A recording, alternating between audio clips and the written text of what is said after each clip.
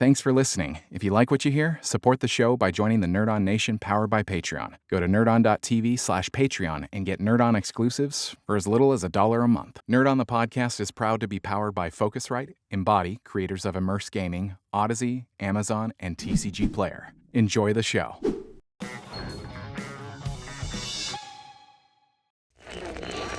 Attention, please be advised. The following episode contains spoilers. Don't say we didn't warn you. What is going on, everybody? Welcome to Nerd On, the podcast you didn't need, but you deserve, and where all levels of nerd are welcome.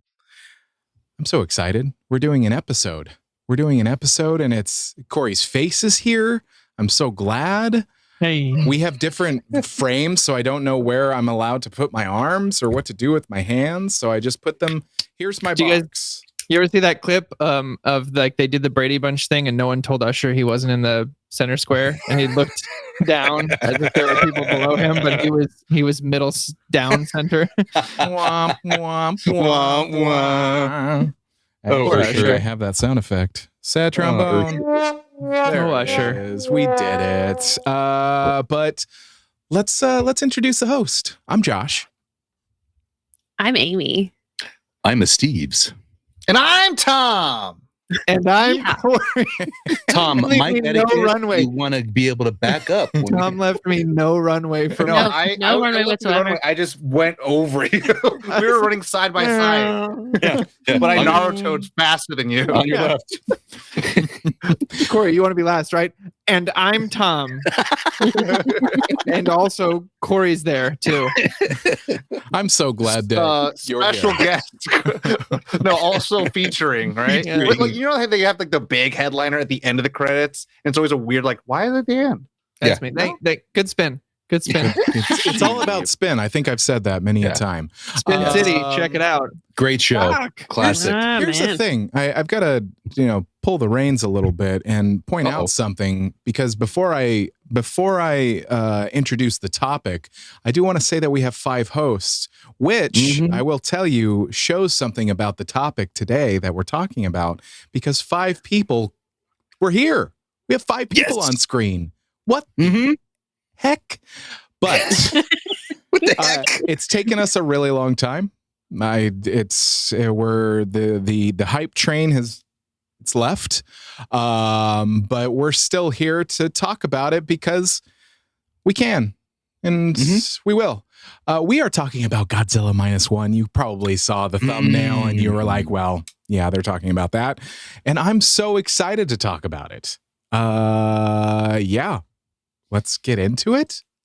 Is that how you Well, do that? first, before we get started, we have to dedicate the episode to a very special person who happens to be a supporter of the show, a patron, part of the Nerd On Nation. Tom, stop. Episode is dedicated to Jay Willick. Oh, Hey. What up, Jay? Hey, Jay. Hey, Jay. Yeah, our Nerd On baby. You?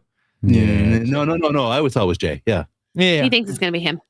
Jay is actually a good friend of Bonnie and I, and we call him Jay Willis.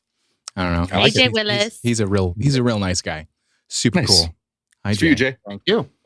But yeah, we can get into it. This is a topical episode. We're going to talk about a movie or a show or a thing, and we're going to talk about like how we came into it and what we thought about it, and then our favorite parts, and break all that stuff down.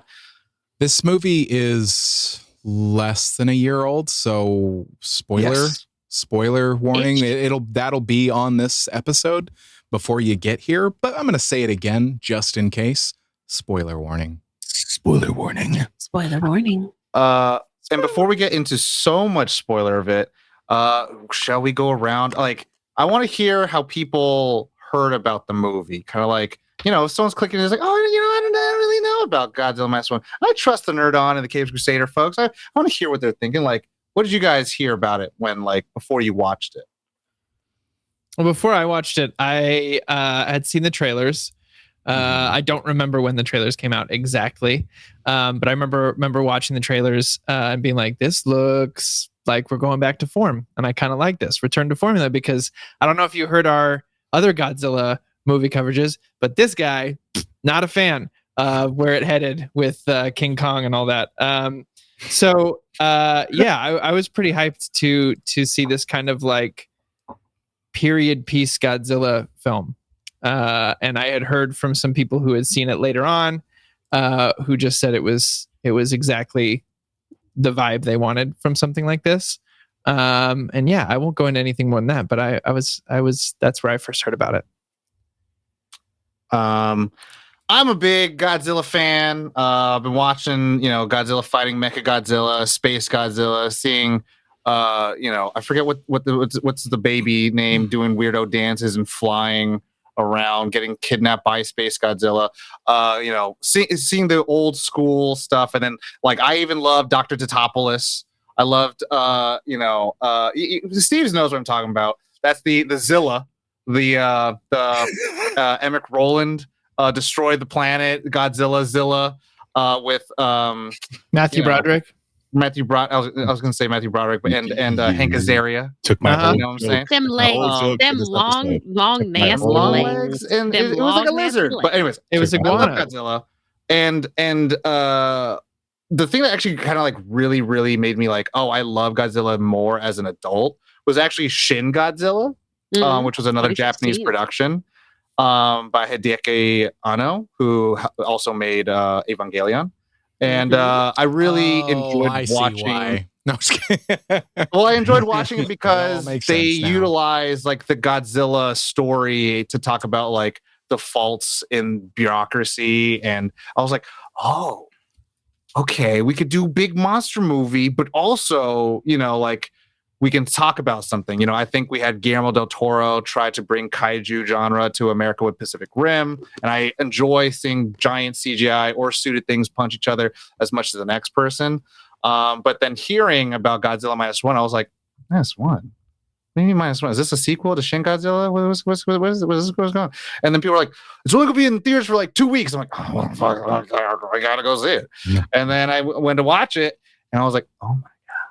You thought it was a Godzilla teaching math? I thought so too. I thought it was going to be like a freezy thing where it's like minus 1 degrees or something. I was like, what does this mean? Godzilla with glasses on his nose. It's like, and the entire movie surprised me from beginning to end. I was just like, okay, and this is what's going to happen. Oh, that didn't happen. Oh, and then this isn't happening at all. Oh, and then I at the end of it, I was like, oh, like. I think for most people who want to delve into discussing movies, and I see a lot of like opinions online, this movie kind of handles a lot of the criticisms you might see about the legendary movies. Not to bash that while raise this up, but a lot of the things that if you may not like about that, you will find in this. And if there's things in here that you don't like, you'll see that in that one, right? So like, I know a lot of people when they watch the Bryan Cranston one, they're like, I just want to see monsters fighting. And it's like, okay, baby, I got the movie for you. It's called Godzilla Kong New Empire. So like, that's, there's Godzilla for everybody, but that's me. True. Well, I'll jump in on this one because I was a Godzilla baby for quite a bit of time. And I mean like legit purist. I knew, sorry about that. I knew of Godzilla. I knew the whole thing with Kong. I had seen long-legged, sketchy Godzilla and cartoon, just vaguely. I saw the Bryan Cranston stuff. And then I happen, to be interning on occasion with the Filmlosophers. And there's somebody that really, really likes Godzilla. To the point that when the trailer came out for Godzilla Minus One, it was like, drop everything, IMAX, we're going. I didn't go to IMAX. I get sick. So I was absolved, thank God. But they could not stop talking about you this are movie. absolved.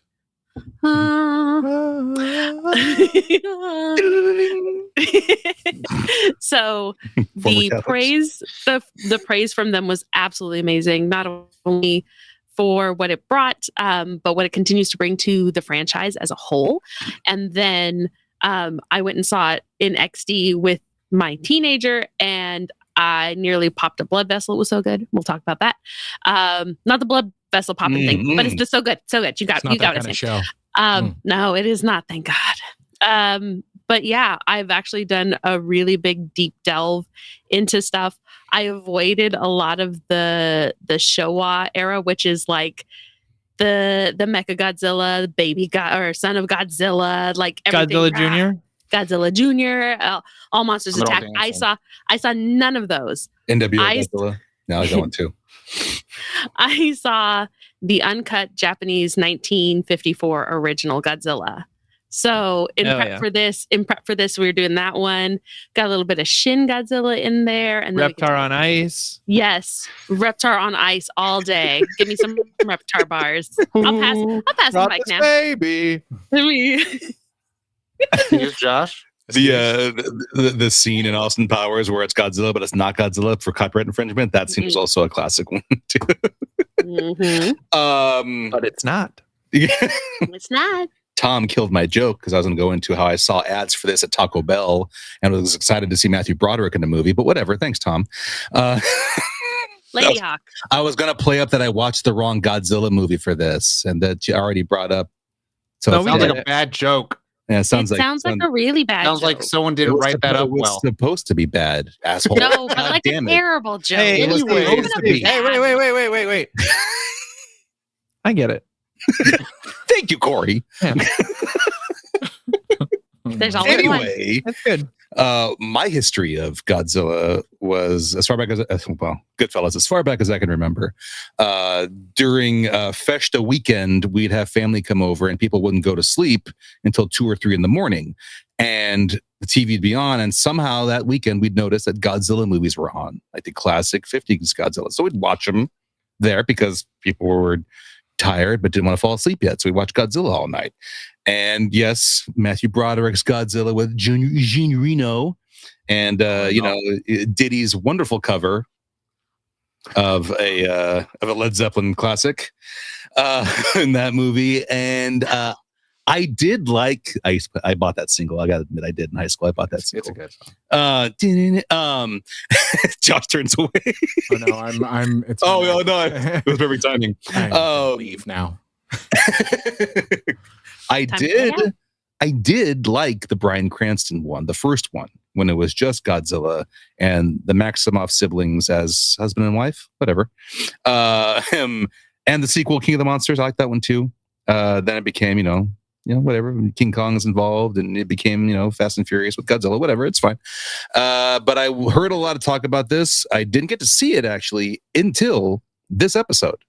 Really? I was going to watch it beforehand, but was like, I want to wait until when you guys brought it up. I'm like, okay, I'm going to set things, get in the mood the weekend before. I'm going to watch it. Turn the lights. And candles. yeah, I did. I was like Steve Carell in 4-Year-Old Virgin. I had the robe on and everything. And I watched it both in the original Japanese with subtitles and the dub over.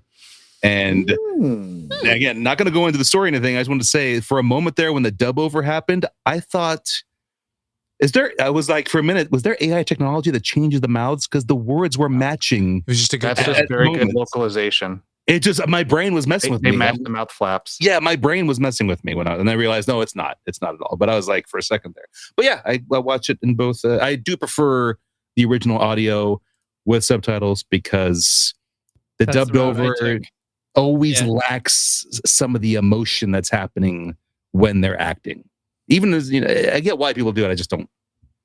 Yep. I'm more of a fan of It's the a original preference. sounds It's with preference, subtitles. yeah. But that- I went sub yeah. as well. That's where I'll stop. Josh? So I grew up on Godzilla. I think I've overtold this story when I was in several of our episodes, but I had a Tell tiny- it again. Tell Yeah, I don't know. I do all the time. know. It's fine. I don't know.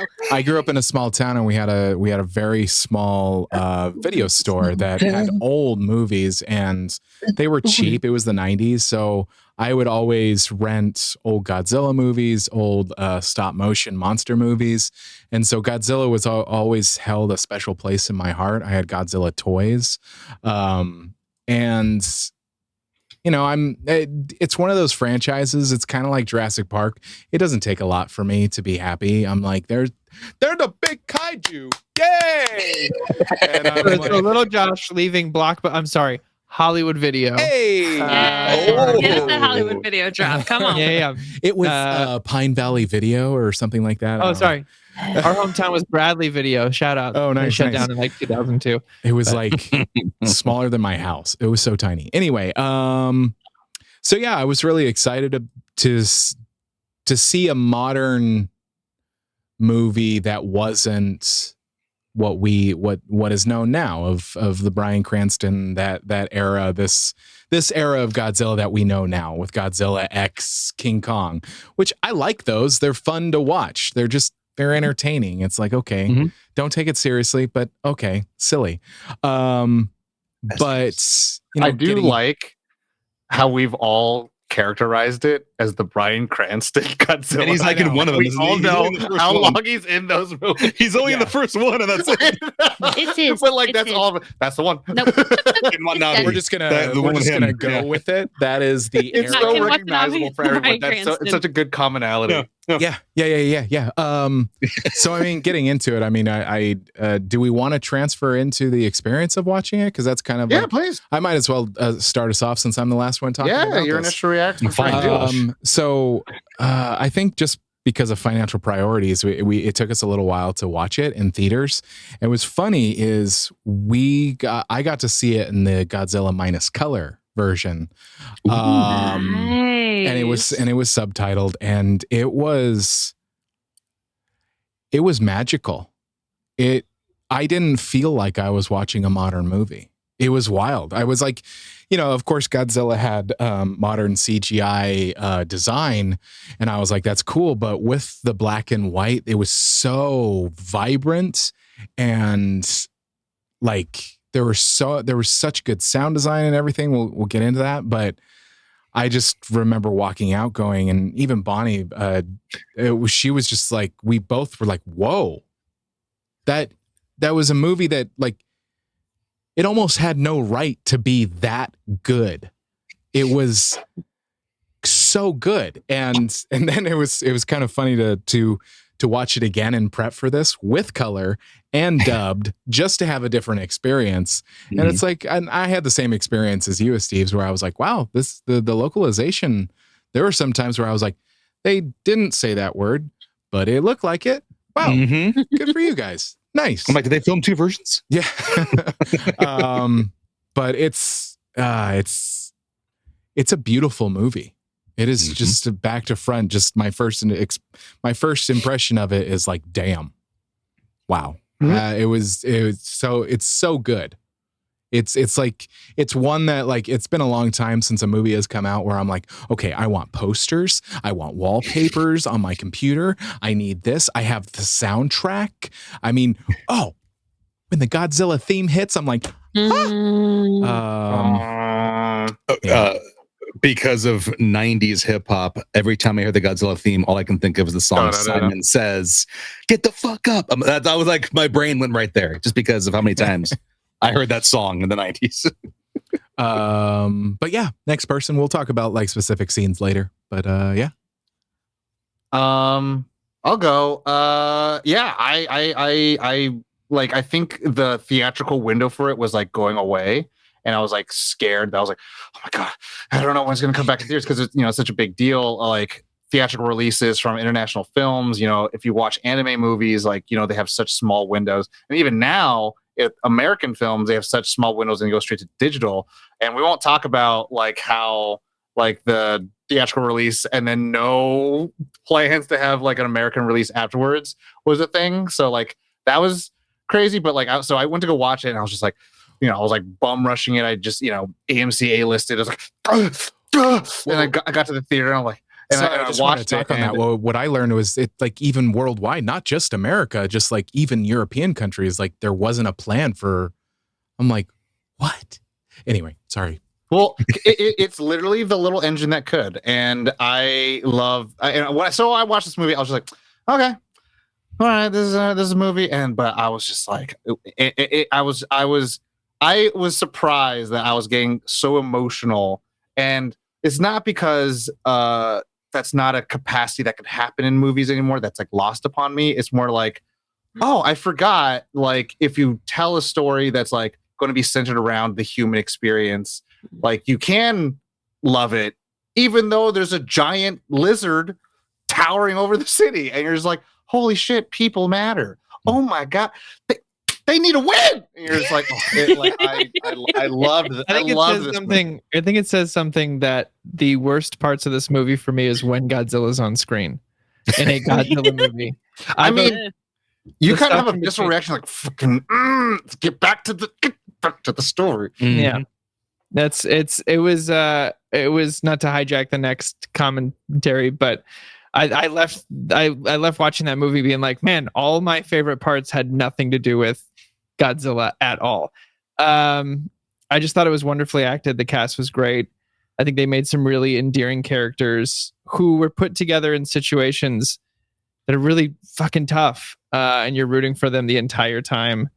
And I grew up in an era of Godzilla, and when I got older, I watched a lot of the older stuff, as silly as some of that can be. But I grew up in an era where Godzilla is an anti-hero and is a almost a friend to people, or is just misunderstood, and is, there's babies. It was a mom. Protect the earth. Yeah. And so the bad guy you root for. Yeah, which is not a bad thing, but so far from where Godzilla, the concept for Godzilla and the allegory there was created. So it was really fascinating to see characters interacting with this character of Godzilla in the way that was intended. Isn't the right word, but it definitely for someone who grew up in the era of rooting for Godzilla to work with mankind by the end of the movie, it was a fascinating watch in that regard. It's like Jaws. Yeah. Every time Godzilla shows up, you're like, fuck. Next. Yeah. So for me, first sitting in the seat, I didn't even get out the theater. It was one of those very cathartic, like, type of moments, which the way that this got set up, and when it was dropped, I was on that hustle train just trying to get there, and I wanted to see it in XD since I didn't see it in IMAX. It was so moving on such a spectacular level that I jumped at opportunities to be like, you don't need to love a kaiju movie, just go watch this. I saw it in color. I'll get to minus color one of these days. I'm just kidding. I know. I'm wearing my glasses and everything. I saw minus color only because it was the only thing that was in the theater. So let's be clear. It wasn't like I was like, oh, fine, I'll take it. I'm gonna watch this movie in the real way. Black and white. I did. Oh my gosh. But so I saw it in subtitles because I've always been a big proponent of, when we're watching something that comes from a different country, to honor and respect the actors they're in and listen to it in how they were going to deliver it. So no dub for me. But this was such and I said it was breathtaking. The score was brilliant. The acting was fantastic. There were so many moments I loved seeing. I love that. Well, we'll talk about it too, but that Godzilla was just enough off that it mirrored the older stuff, that it was so well done. Mm-hmm. I didn't care. I loved it. I loved every single part of it. And the fact that what I had seen previously did not have the same emotional impact as this did for me was something that got me excited for Godzilla. It didn't need to be a Godzilla it just needed to be Godzilla. And then we'll talk about the rest of all of my research and stuff and where I picked up from there. Because, oh my gosh. And the score. Yes, we need to talk about the score. It's so bad. So I was cheering this movie on, but never really looked into the entire story, aside from whatever quick trailers I saw. Oh, you mean like it's industry booms and echoes and the Academy stuff? Like that's what you're cheering it on, like the box office? I wanted it to win the Oscar that it was nominated for. I wanted it to win. I wanted it to do well. I wanted it to succeed. But I hadn't really looked into what the story was about. So when I hit play and I saw 1945, I'm like, it's a period piece. Holy shit. And it's weird to say the wording here, but I'm a World War II enthusiast, where I'm not that I'm a fan of the war, but I like to read about the things that occurred you're a during dad. that time period. I'm a dad. Yeah, I'm a dad. I love World War II stories, both the great heroism and how bad humanity could be at that time. And so it's World War II, Saving Private Ryan, Schindler's List. I'm like, it had that vibe to it that you see in every World War II movie. And I wasn't even expecting it. So it caught me off guard when I saw that. The writing, where you give a shit about the main protagonist, where you give a shit about the humans in this. It's not like Transformers, where we know they're fun. The humans are fun, but we're here for Shikishima. Exactly. So the fact that I was more interested in the human story, and then surprised and shocked at how beautiful Godzilla looked. When Godzilla first pops up, I had that same feeling when the T-Rex first got out of its paddock in Jurassic Park. When you saw the full T-Rex. Oh, the Babyzilla? Yes, yeah. On Oda Island? On Oda Island, yes. When that happened, I'm like, they look beautiful. Godzilla looks beautiful. This is amazing. And, it surprised the hell out of me. It shocked the hell out of me. I was emotional about this movie. I cared about our protagonist. I had this vibe. And now I seen your Saving Private Ryan bit too. This getting into the plane back. I was like, where I think because of the way it's set up in the beginning, I know how it's going to end, and I'm waiting for it, and I'm surprised, but I get why it went the way it went. I don't know when we're going to get to that part, so I won't say it now. But I was just pleasantly surprised by everything, like the human, the union of the Japanese soldiers and the positivity, and I'm like, they're finding. Bring us into the favorite parts. Yeah, talk about it. Okay. So again, Godzilla Minus One. I didn't know what the title meant, and now I get what it means. It was Japan lower than it already was.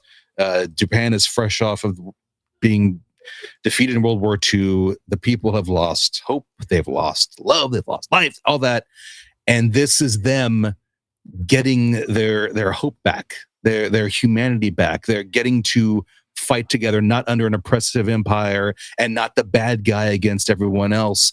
They're finding that drive to bring their hopes up, and it's uniting against Godzilla. Yeah, I think it's important to tell anyone who's watching who didn't get why it's called -1. It's literally that after America dropped the nukes, it had devastated them to a zero, like devastated them to nothing. And this is less. Godzilla shows up and brings them to less than nothing. Talk about the trauma. You've been nearly obliterated in World War II. Oh no, here comes Godzilla to add some more shit to us now. Well, and it just you cared. The Japanese tagline translates to post-war Japan from 0 to minus. Ah.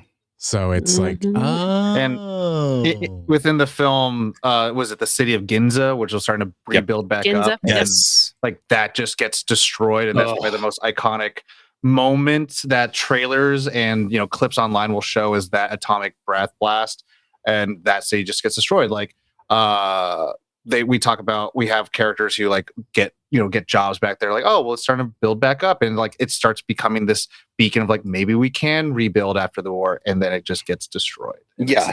No, exactly. And so oh, here comes Simon Says again. Sam Rockwell dancing. No. Charlie's Angels, guys, whatever. Okay.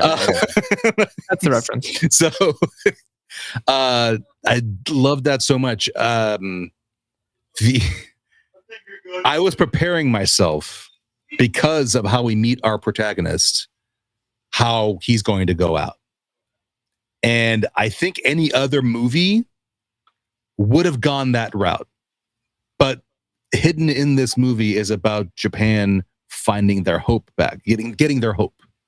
And if it went that way, it would have still been devastating, even if they did take out Godzilla, because they lost somebody, And so him not doing that and actually making it was like the hope part. And at first I was mad. I'm like, why? And then I thought about it. I'm like, no, that plays. It's the right move. It's the right move. It's building back up. It's coming out of the rubble. And it wouldn't have been that if there was the bittersweet ending. And so, man, there's just too many favorite parts. it's like I think one of them.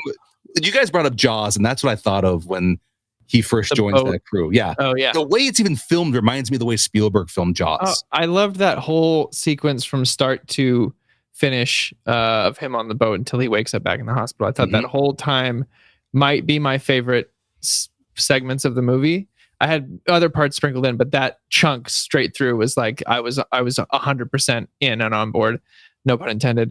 When he's they're trying to show him how they detonate the bombs, right? And so then he gets on the gun and shoots it. And then the young kid's like, man, if only the war had lasted longer. And he like grabs him. He's like, don't you fucking say that. And then the other guy's like, you idiot. And I loved their relationships on there. And then, Godzilla getting the bomb in its mouth, him finally, he's having his moment where he's shaking again. He's like, no, I can't do that again. Hits it, only for Godzilla to immediately regenerate. That's which was really cool. I was like, oh, I didn't know about this. Godzilla non-verbally saying, this is new. Is that all you got? Is that all this you got? is new for me. And then, just like the cinematography and the whole thing is just beautiful. Yeah. Like seeing the blood on the white life preservers is just, I don't know. That whole segment to me was really, really strong and really well done. I have to be the one to steal this because I don't know if anybody is actually this is their favorite, but it's my favorite. And I love the use of sound and no sound. And when the sound cuts out at that, when his plane is flying towards Godzilla, and it's like it's the moment of what's going to happen because it looks like Godzilla is going to do his major attack. That's all I can do. His major finisher that's going to wipe out pretty much every character in the movie. And we're like, oh gosh, and sound cuts out, and so good. Here comes this plane, and then the sound comes back on when he hits into the mouth, and I'm like, as a sound designer, I'm like that. Holy, because it makes the audience hold their breath. Yes, and that he's going to do the thing. He's going to do the thing I thought he was going to do. The whole segment of it, like that whole the score during that section is so like dun dun dun dun dun dun dun. Oh, it so makes good. me think that you're like people are getting together to fight against this guy. Like, do it. So good. It's just like dun dun dun dun dun. Oh, when all the ships show up. Yeah, it's kind of like the feeling of cinematic Dunkirk, right? Where it's like everyone came together, and it's like, oh my god, hero score.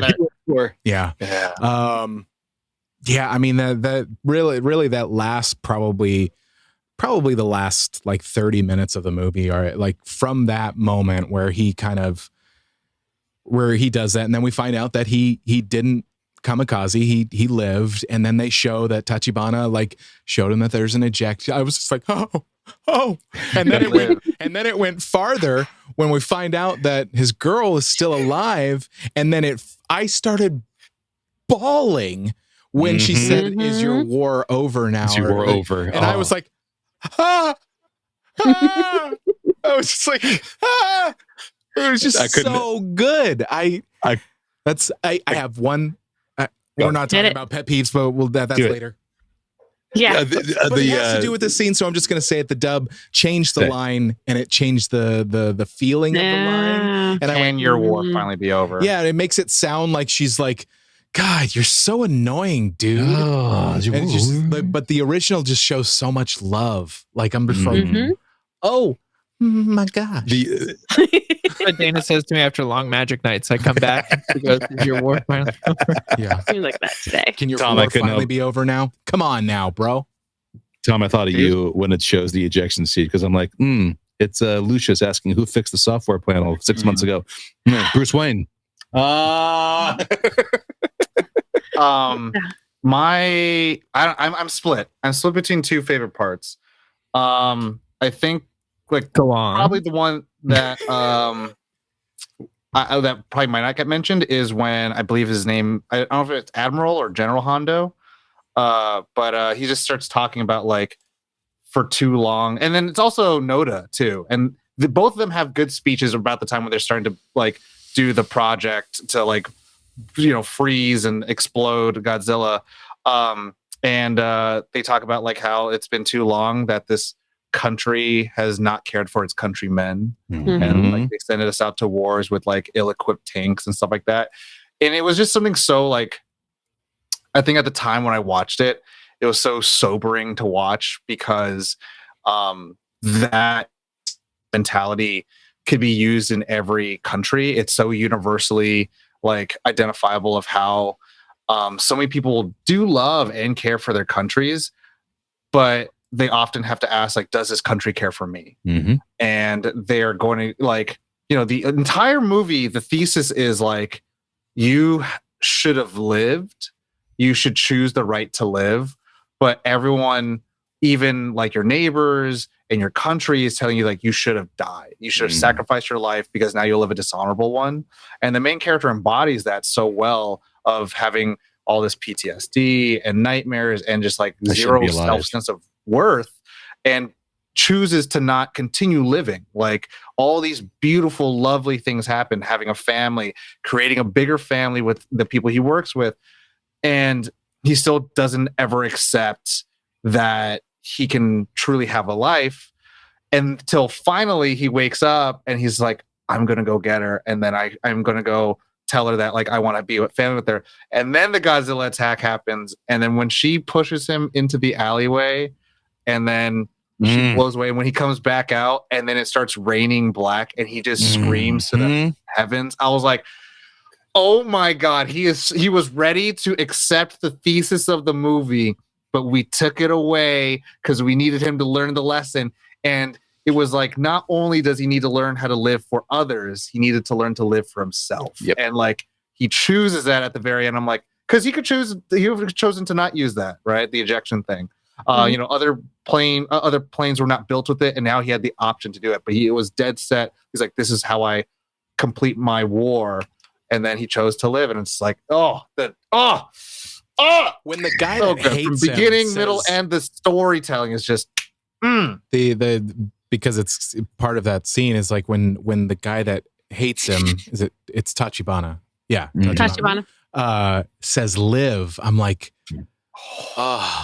like even the guy that hated you wants you to live. And Noda and the captain says, it's like, hey man, you have something to live for. Like live. It's like, don't do this. And like everyone's at this point, like it's like he's just rejecting it. He's like doing the stoic American hero things, like I'm gonna die for my country thing. Fucking loved Noda. I knew. I was like, oh, this is such a Corey character. Did you know? Such a Corey character. Wait, why? I got to wait. I was like, because he's Donatello. He figured out the plan and he was super sly about it, but he's older and he's just like, oh, be cool, man. Like, hey, like, everyone's having a hard time, but it should work. Figure it out. There's nothing. They're all looking like, at each other like, did y'all know that the doctor was like this involved with people? They were like, no. No idea. Mr. Scientist over here. It should work. Yeah. Yeah. Can you guarantee it? No. Never could. I think you guys actually kind of hit on almost all of my favorite stuff, which is great, which means I can just segue and be that little snaky snake and go around everything. I loved the family on the Shinsei Maru, which was the boat. So the team that goes out, Doc, the kid, Captain. It not only was the musical choice there when they overlaid it, when they're showing him how to use the gun and everything, it's so jovial. It's so like, it gives you that brevity that you need, because you're like, man, we've been watching this guy suffer and he's just beating himself up. And this one chance, he's like, we might die, but we're going out together, buddy. It's great. It really did kind of give you that. It was such a well-placed breath, like space, that it was going to be okay. Which I think also helps solidify when we get to Koichi farther down the line, of him actually accepting that he's surrounded by people that not only want him to live, they want him to thrive. And that fostership on the Maru is so great. I definitely like the sequence when we get the Ginza attack. It's so just like all the feels. And I'm going to bring it up because I had watched the original 1954. There are shot for shot in that sequence that are from 1954. I'm talking about the initial shot with the guys that are driving the train. That is straight out of it. The reporters on the top, they're actually on a a tower, but not on the top. But what they say when they're going over it, the people that are dressed in there are the exact same costuming as the 1954. So good. It. So good. Very rich. I also loved the go ahead. No. What else? No, I was gonna say in that sequence where she's gone through getting ripped out of the train and having to jump out, and you see her later just like walking down the street, just done, just like totally over it. That was a great shot right before Tom's favorite part. But yeah, and that whole sequence is great. And then when we talk about sound, like the da da da da da da da da da da da, that's part of the original Godzilla theme. Like that makes it so much better that they use it to not only like when we see the first we're going out to fight Godzilla with our landmine, sorry guys, and our wood boat. They play the Godzilla theme, the open to it, and then that's underneath it. Just enough, like it's right below the surface. It's always building that tension, and it's got a little bit of that hype. And then seeing them use it as almost the anthem, the camaraderie call of all of these people. It's just like, you know what you're doing. I want to say you did this on purpose. You had a plan. I want to say that's where Spielberg got it for Jaws, was from the original Godzilla, because there's a score piece when the three of them are on that boat and they've got the barrels tied to Jaws and they've got the upper hand for the moment. There's a part in John Williams' score that is of the same feel of that Godzilla We're United theme. So that inspiration of Godzilla that's trickled down. That makes sense. That makes a lot of sense. Yeah, and I think that really it's if we want to talk about Noriko, I walked in and I stayed with the baby that I found that the mother gave to me, all the way to the end. When he finally actually does choose, like officially, he's chosen her. He thinks he's got it, and much like Tom's, like she got ripped away, and she saved him. There was and there was never a question of it. I think that was the most telling part of not only when she has that conversation with him when he wakes up from the night terrors, and he's like, "Am I even here? Am I alive? Is this the final dying dream?" The final dream of a dying man. And I was like, oh, you guys, stop it. That line got me. Is this the final dreams of a dying man? I'm like, ooh. Yeah. But then when she tells him that her parents told her to live, to keep living, and she has been in defiance of everything around her, in defiance of everything that is pushing against her, she is choosing to live. And she is like the walking anthem. Yes, she's walking anthem next to Koichi. She's so incredible. Not only as an actress, but as a character. Yeah. And she's never wavering in her conviction of direction and her passion for not only, her charge of Akiko. Is that? I can't. The little girl. Yeah. Of Akiko, and then of Koichi as well, because they have this really symbiotic relationship, which is fun to see when I found another favorite one. When they have the dinner, when they've just finished building the extension to their house, and they're like, "Oh, stop teasing. She's married." And she's like, "Ha, I'm not married." Dee-lee. I was like, "Girl." And Kevin's like, "What?"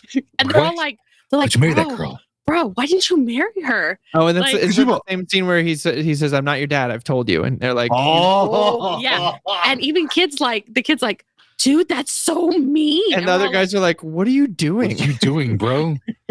Rude.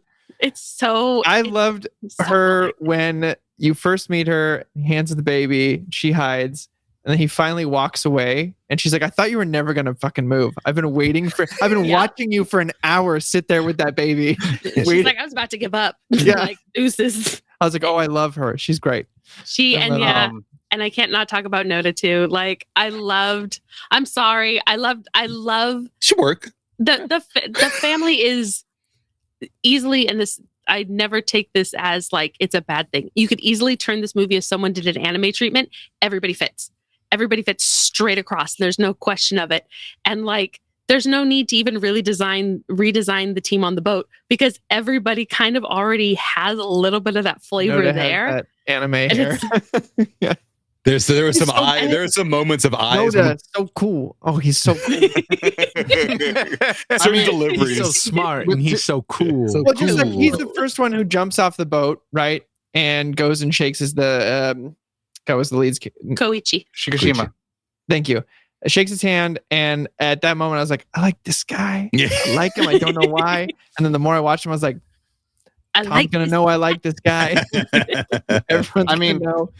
To that point where Noriko is like talking about like her parents and living, and like Noda has that point where he's like, we're going, like, this isn't a war where you sacrifice your lives. We're going to try to aim so that no one has to die. And it's like such a refreshing difference, right? Where war, it's like you don't go there to live, you go there to defeat the enemy. And and especially when they assign kamikaze, you're just like, you are supposed to be dead. You are literally giving your life up. And Noda has this like optimism about himself where he's like, we can't know, but this is our best hope. But even then, like, he's not so like naively optimistic with his science. Like when the captain's like, why don't you do this? Why don't you do that? And he's like, if you're so smart, you go make a plan. It's like, to your point where it's like, yeah, they do fit in an anime, but like they're also so well-rounded in the sense of like, kind of exactly where they come from just by mannerisms, like wardrobe, and then their own characterizations of it. Like the captain, I love the captain because he's such like, you imagine he's so big brother. He's so big brother looking out for you, who like isn't as smart as you, but like he will punch the next guy because like who like talks bad about you, but then he'll smack you upside the head right after that. Like, and it plays so well with I forget the young kid in the crew. I know he's like, I wish the war went longer. Yeah, he calls him kid. Yeah, but like how he wants to go on the project, and they're like, no, you're not coming. There's no point. You're injured. There's nothing you could do for us. And he's so haven't been in war, like, yeah. And then, but he wants to be in war. He wants to like feel that thing and feel like he's needed and do something for his country. And then the captain says, it's like, we're taking care of this so we can leave the future to you. And I was like, oh my God. But then at the end, he's like, guess what? I'm coming to see. And he is bringing the future with him. He's bringing that the people are there to defend themselves. Like, it's not just about the few good men. It's about the collective whole of everyone filling their parts. And it's like, like the balloon company, like there's like, we make balloons, but we are going to do our part because we are going to like help our country. Like we've seen war and we don't want anyone to have to suffer because we weren't involved. And I was like, oh my God. It's like they're like, we're all men of war as well. And he's like, yeah, like the movie has so much like as Steve was talking about, like there's so much war and honor and reputation and fighting in its core, but it's like learning to change how to fight for the right reasons. It's not fighting for your country, it's fighting for the future of your countrymen. And like that was like such a cool dynamic shift that the film is trying to translate, because several months later we have the movie called Civil War, which we could see it's a very different war. But I feel like we could talk about what we love all day. If we have any one more few things before we get to qualms or gripes. I did want to piggyback really quick on your line about when we are giving it to the next generation, but also that our government doesn't see us and doesn't care. Before they get to that, the first destroyer where they send them out and they're like, hey, you guys are just going to go be out there and stall till the big giant honking cruiser comes through. The captain literally says after Koichi realizes it's probably Godzilla, we're screwed, it's Godzilla. He says a line it's something like, just like our government, they never change. I wonder if they will. And it's slipped I wonder if they can. Yeah, they wonder if they can. And it's slipped in such a nice little pocket that if you're not paying attention, you're like, oh damn. Like he says the same thing in the hospital later, where he's like, we got to tell people. And he goes, unfortunately, the Japanese government speciality is secrets. See, and damn. In the 1954, the uncut, the original, and not the American version, we can talk about that. My gripe is not with this movie; it's what they did to the original one. That's literally, there is an entire like courtroom full of people, and all the businessmen stand up and are like, we shouldn't tell the public, this is going to make everybody like crazy. And you have all of these outraged citizens that are like, we need to tell the public, they need to know what's going on and what's coming for them. We can't stop this. They need to be made aware. And it's like, oh my God, like this movie is as much anti-war as it is about the about community and about a people rising up to make the changes necessary to help the system, to change the system so that people get the help that they need. And I'm just like, oh, come with it. Okay, we can move on to gripes now. I'm sorry. Actually, I just had one more quick thing I liked. I forgot the way it was filmed.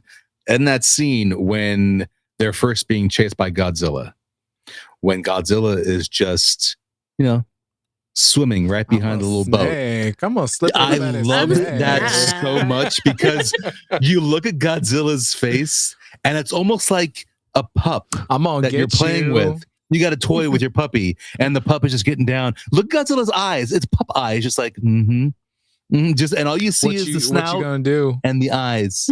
Yeah, exactly. It's like Godzilla, like, I'm gonna get him.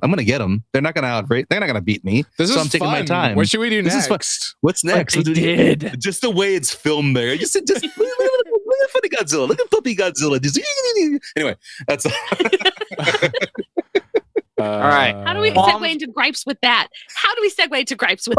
Easily. Puppy eye Godzilla. I have only 2 qualms. All right. One of them I already mentioned, and it's you can't. I barely will qualify it because localization is something that, like, if you watch the dub, when the localization happens, they can hire like 10 people, and those 10 people need to do like 5 voices. And you've got people that sound like they're making an old man voice who's mad, and you're like, yeah, that's probably the same guy that did Koichi's voice. So I mean, it's like it's a money thing, but the localization, they also don't have a ton of time to translate either. Very quick. The dub I thought the localization was great. I just that one line, I'm like, you changed the feel of it. And the only thing I it's silly, but Godzilla's eyes, the puppy eyes? I couldn't see past. It was hard sometimes. It's like the rest of his body is like, oh shit, this guy is scary, and then his eyes, and you're like, oh. Did he give you like Puss in Boots? Yeah. Go ahead and kill me. Just do it. It was just like it was weird.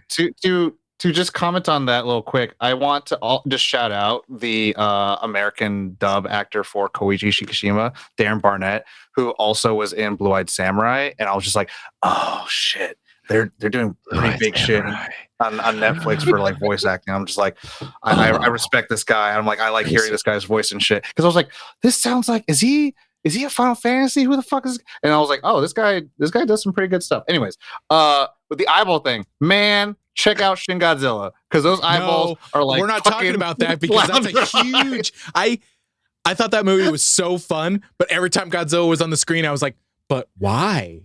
His eyes are like fish's eyes. They're just like vacant nothingness. I can't even do it. They're just so big. Any other qualms and gripes that people have? Yeah.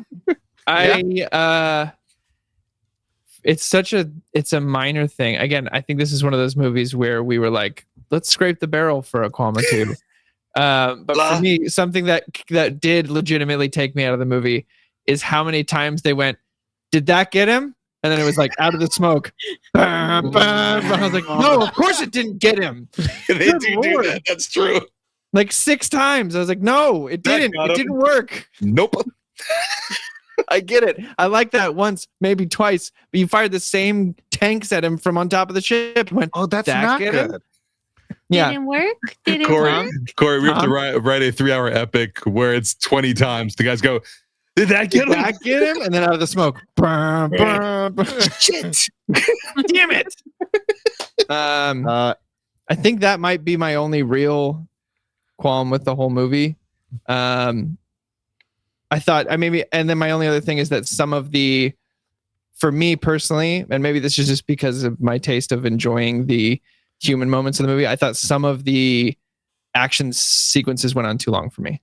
You know what's funny? And I glazed over at some of the points. The clock time for Godzilla on screen time is like 17 minutes. Sure. He's Hannibal Lecter. Sure. In Silence of the Lambs.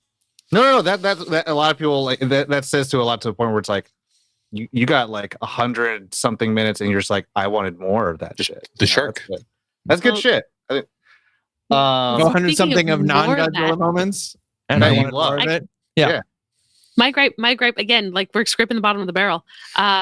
But my gripe is I wanted miniatures, man. I want some miniatures in my dang movie. You bring in some kaiju in, I want some miniatures. Power Rangers I Zord want a fight hand scene. puppet. I want a hand puppet Godzilla. Like, no, I think I want to see I the think- wires, bro. Yes, I want to see the swinging rubber effect. suit not move. Like, I think, and see, that's the part of that I did appreciate. There was some callback in the way that not only he was designed, where he had that stiffness of the 200-pound rubber suit, but still, I was like, I want And I some love that they miniatures, did bro. that on purpose. I know, They were and like, it looks so good. the tail Like, is segmented to look like the old, like it's just. Mhm. and you're looking for that string. But there's You're also, like, yeah, just pull the string. we're not talking about that anymore. What do you Well, want no, to it's just like I know that the modern Godzilla movies aren't great. I know that they aren't great as like Hold on. cinema, but they're good movies to watch. They They're make a lot entertaining. of fucking money. No. What I mean so some is people like, might say they're great. First one. I Some like people say to the same watch thing about them, the Transformers and I know that franchise. you're not supposed to take them seriously, but I love the design of Godzilla in these movies, the newer movies, and like the blue that is used, the glow, Yeah. Pretty. and they used it in this movie. I was like, oh shit! Pretty blue. It's pretty like they were deadly, but pretty showing blue. love to everything. Mhm. Like Exactly. all kinds of Godzilla. It's like they were showing that. And another sound design thing that I fucking loved is that they used the original roar, but they Yes. played it Yes, over really I loud thought so and too. then Yep. recorded it. And I was like, you guys, stop it. And they're $10 like, you million. love us now? Pants Do you can love us only now? handle so much. Esteves, did you have any gripes? Change. That- I hate saying gripe. But I would have filmed something Grape? differently. Oh, Like if Takahashi Yamazaki, the director, said, "Esteves, you get to film one scene in this movie," it would have been. Did that get him? No. we all saw it coming. It would have been when the air raid horn hits. Now, I didn't have a problem with the way it was done. The wide shot, he's there with the child, and it pans over to the radio. What I would have done, because before that, we hear him say they want to tell the people, but they can't. And he knows that Godzilla's going to come back and he's going to go after the city. He knows it's going to happen. When the air raid hits, I would have had the camera tight on his face and focus all on his eyes, where he's like, fuck, it's happening right now, where he just kind of looks and he doesn't say a word. You see his face tense, you see his eyes widen because he knows it's happening now. What he thought would be maybe hours later is happening right now. And the camera would slowly pan where his face is still here, but over his shoulder is the radio in the background giving the alert.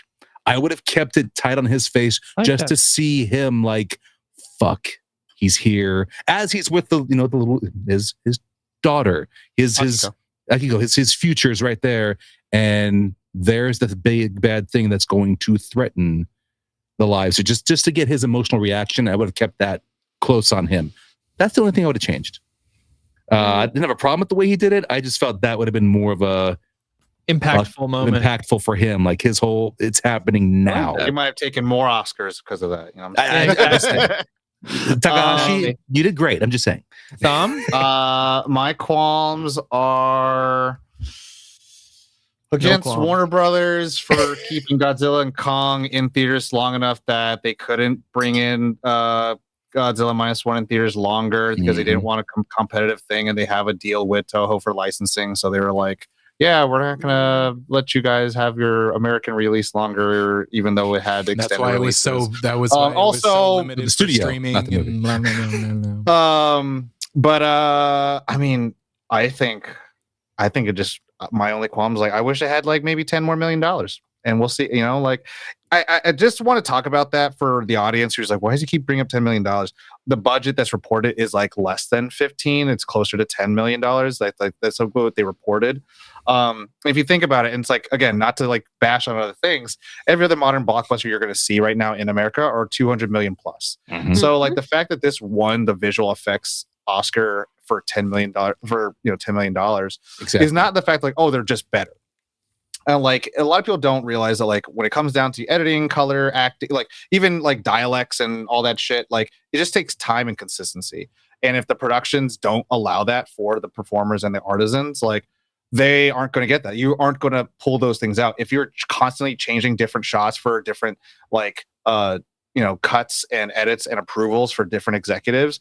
Like the colorists are not going to be able to get the proper color they want to get for whoever the director of photography intended. Same thing with special effects. Like you want to know why like all of the Black Panther movie looks great and the last third looks like not great is because they're like, cool, we're pulling all of you off to go do Infinity War. Like if people are just given time to do the thing, like of course it's like, oh well, that means like that's why Avatar takes 10 years to make. It's like possibly, but also it's because if you have one person being like, this is the vision, and everyone's like, cool, we're going, versus this is 2 weeks later. Hey, they wanted this. This is now. Actually, this is now. Actually, 2 This months is the longest way anyone's ever said no qualms.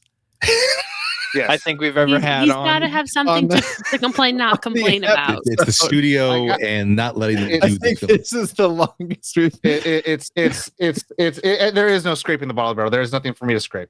Yeah. But yeah, I mean, obviously, you could see the It's CGI 35 men working on visual effects, taking up a quarter to a third of the budget of 8 months of work. It's just the same 35 people. To join in with Tom regarding the budgets here, Godzilla Minus One is one of those prime examples showing that medium budget films can still make a shitload of money and a lot of great critical acclaim if you let them get made. It keeps happening. And no one's listening. Godzilla Minus One. The horror movies that have come out in the last 2 years have barely been over $10 million. They make close to 100. There are ways to make those 90s medium budget movies like Good Will Hunting, whatever else Miramax made back then, that will make a shitload if you let the artists make the story the way they want to make the story, because they're going to make you money if you let them make it the way they want to make it. And Godzilla Minus One is another example of that. But sure, $300 million blockbuster. Let's see what it makes. Shoes. Moving on. It makes shoes. Makes very nice shoes. Last thoughts about Godzilla. Where does it lay for you in the pantheon of Godzilla movies, in the tapestry, which is of all movies that you've watched in filming and screening? Would you recommend it? Do you regret not watching it in theaters? Would you say like it's totally fine to watch it at home? Color, not color, dub, undub, whatever. Like, what do you think for the audience? It reawakens. It reawakens Godzilla for real. I think of like it from the Japanese market. I think from having the kind of original to form type of Godzilla, I think it reawakens it, where I think a lot of people oftentimes will besmirch isn't the right word, but they won't take Godzilla movies seriously. This movie went, hold my beer. And it was like, it made like, I think it gives me hope. I'm like, wow. Oh, wow. Maybe it reawakens it. And I'm like, there are obvious signs of sequel, and you're like, okay, I'm okay. I get a little scared for sequels, but I'm like, this was so good. What if that one's good too? Anyway. Yeah, I think this is easily the best Godzilla film I've ever seen. Hands down. Yeah, no. It's exactly what I was hoping for from the trailers I had seen. Do I regret not seeing it in movies in the theater? Yeah.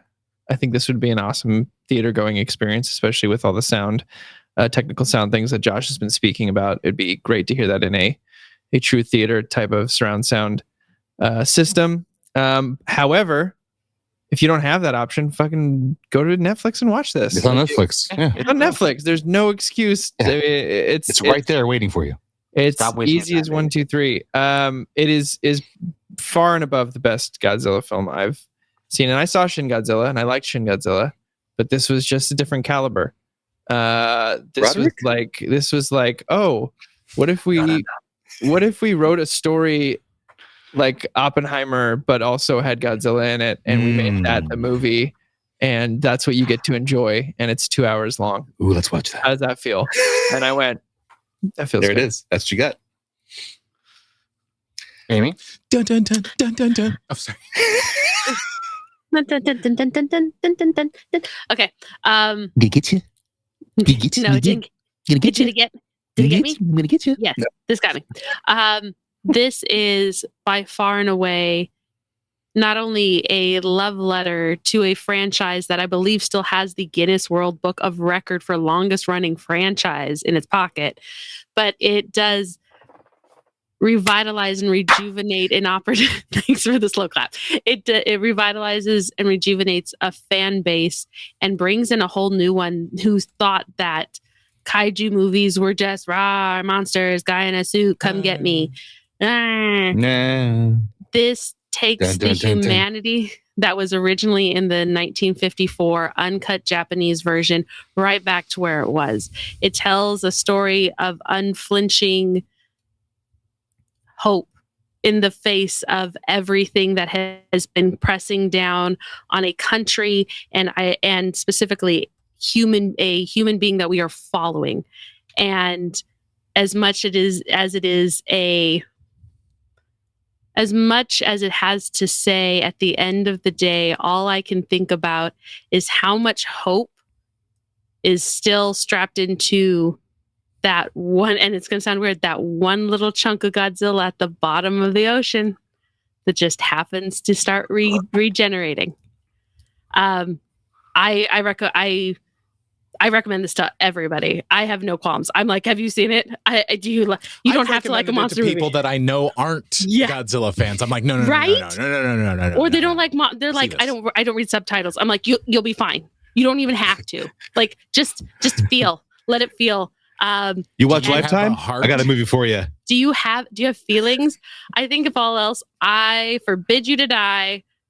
Watch this flippin' movie. Do the damn thing. This just got Steve? entered into the 100 things to do before you die. Yes. Watch Yep. Godzilla Yes. -1. Yes, please.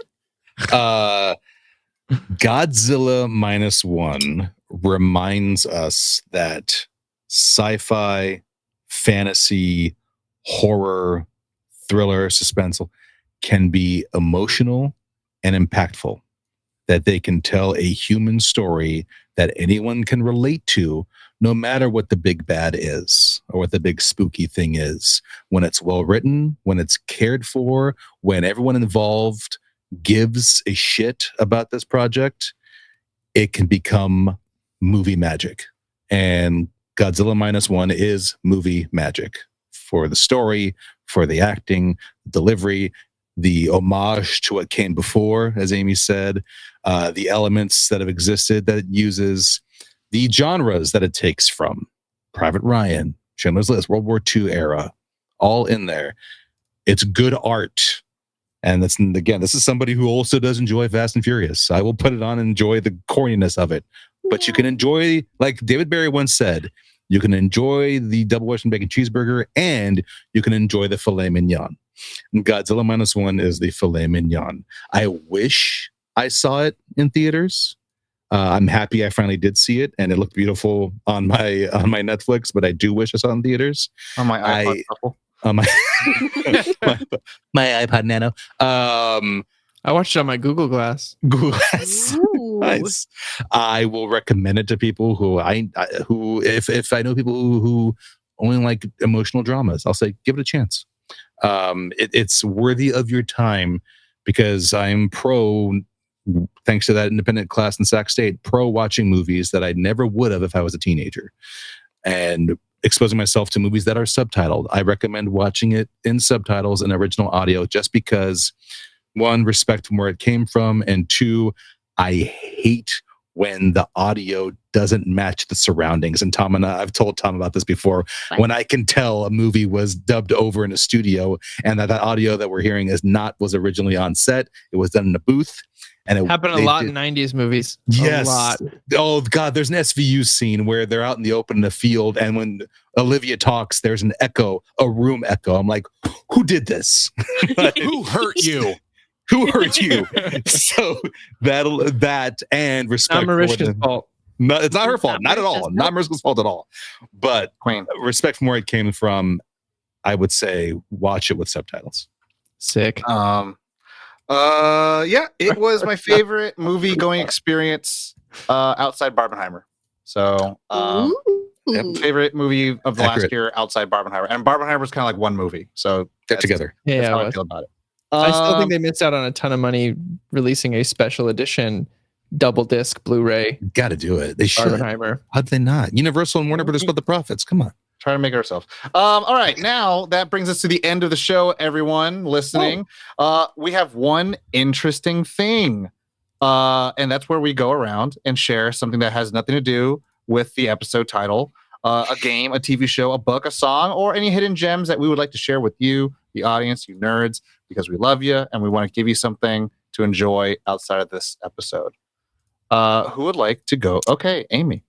Amy was on the jump on this one. So at the time of this, and whenever you are listening to it, Agatha all along did drop a trailer. If you haven't got the opportunity to see it, I am so flippin' excited. But before you get to that crazy, crazy coven, may I suggest 2016's Scarlet Witch #1 called Witch's Road. I believe personally, wink, that this is going to take, Agatha all along is going to take some big hints from it's technically 2015, but 2016 run. James Robinson and Vanessa, what was your name? Del Rey? Vanessa Del Rey. Woo!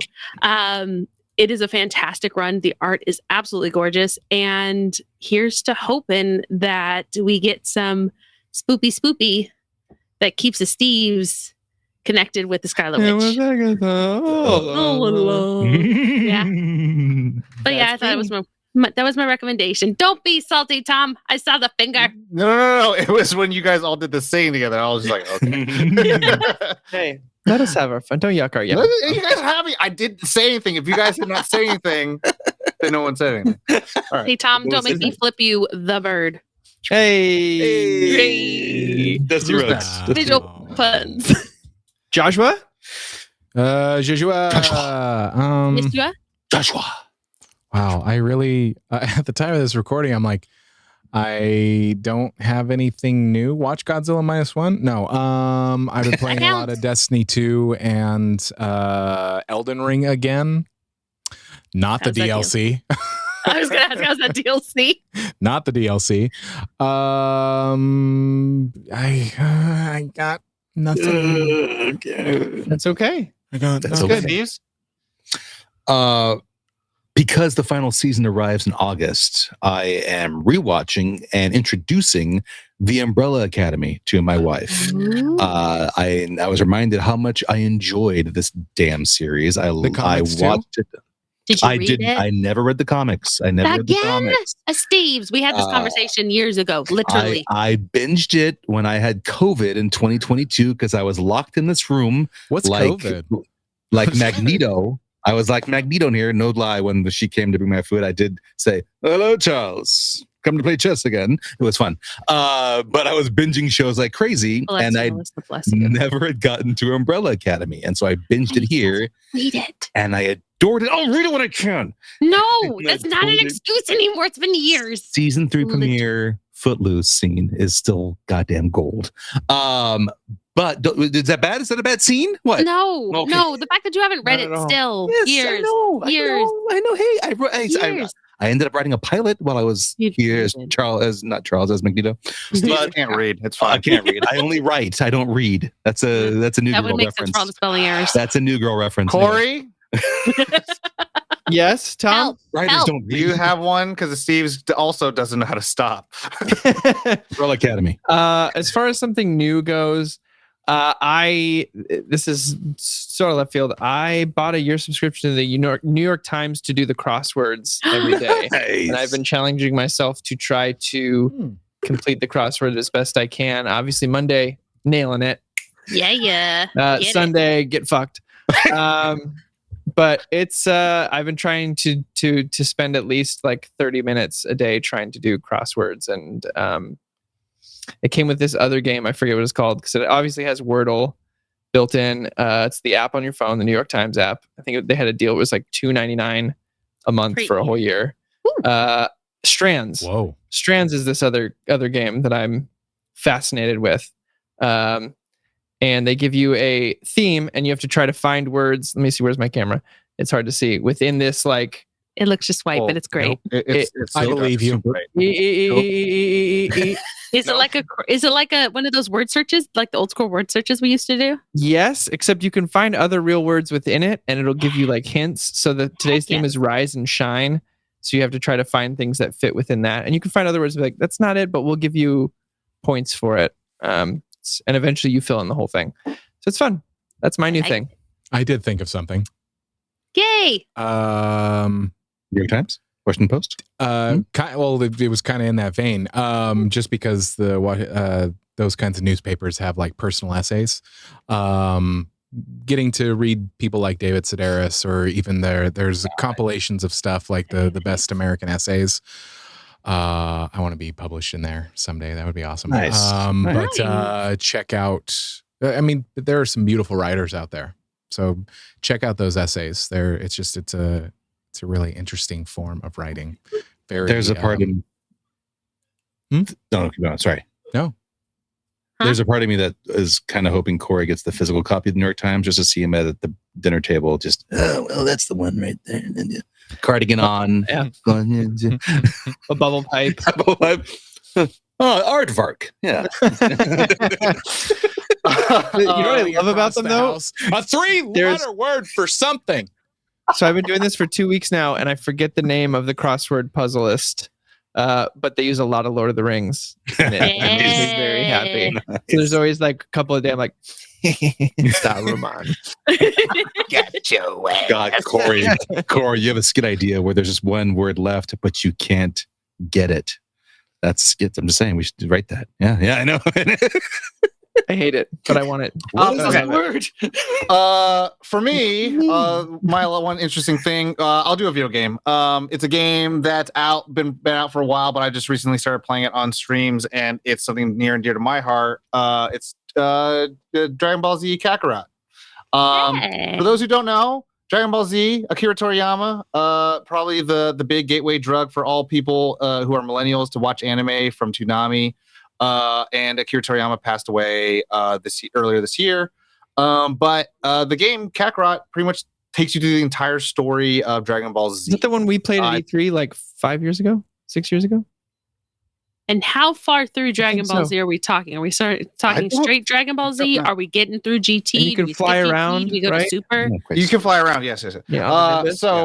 I just started playing it, and it starts you off with the first episode of Dragon Ball Z. The very first with one. the first episode of Dragon Ball Z. And I'm pretty sure there's DLCs that you can play some missions as the Dragon Ball.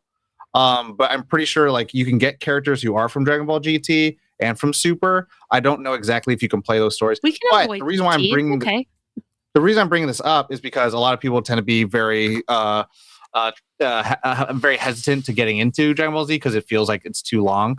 But shout out to friend of the show, Spencer from Heezy Media, said that this is probably the best way to experience a Dragon Ball Z storytelling because it kind of each mission is like an episode. I like and so you get the story, you get the and you get a little bit of the good old Toriyama whimsy of Dragon Ball of like, oh, I'm just enjoying the land where there's trees and I go fishing for giant fish and there's a dinosaur, but also androids come attack you and then aliens from outer space. Like there's a lot of that kookiness that is very enjoyable and loving.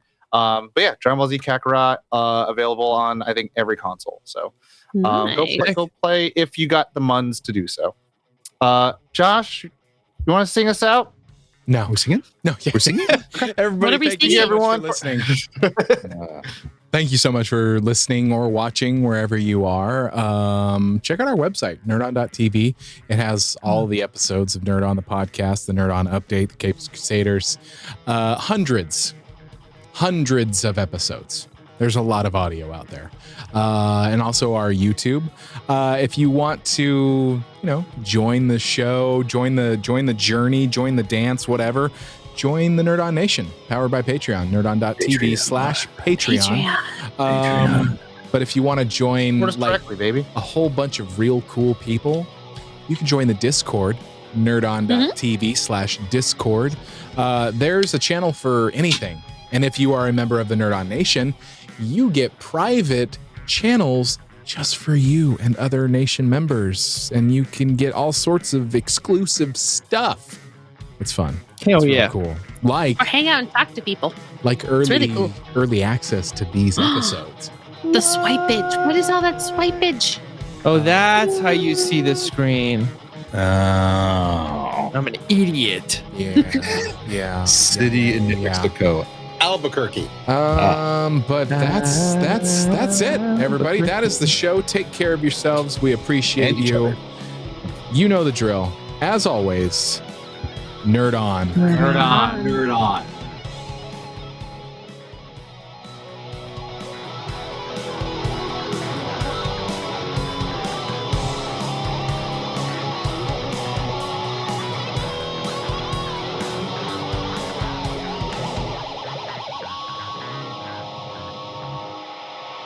Ending broadcast.